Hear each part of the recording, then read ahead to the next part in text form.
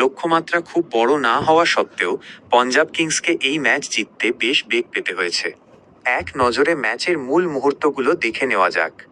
ম্যাচের সংক্ষিপ্ত সারসংক্ষেপ। পঞ্জাব কিংস বনাম গুজরাট টাইটান্সের এই লড়াইয়ে 163 রান তাড়া করতে নেমে পঞ্জাব একসময় বেশ সুবিধাজনক অবস্থায় ছিল 110-এর 2, কিন্তু দ্রুত 4টি উইকেট হারিয়ে 118-র 6 তারা চরম বিপর্যয়ের মুখে পড়ে। শেষ পর্যন্ত অজি ব্যাটার কনলির দায়িত্বশীল ব্যাটিংয়ে জয় নিশ্চিত হয়।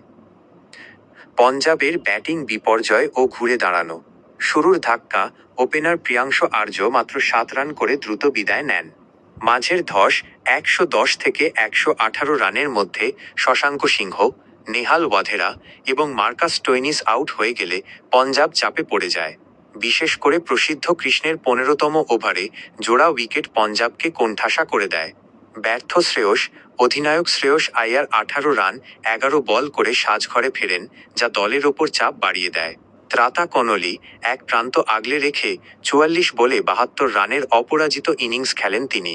5টি 4 ও 5টি 6-এ সাজানো এই ইনিংসই ম্যাচের মোড় ঘুরিয়ে দেয়। তাকে যোগ্য সঙ্গ দেন জেভিয়ার ব্রাটলেট, 5 বলে 11 তারা চিহ্ন। গুজরাতের বোলিং পারফরম্যান্স।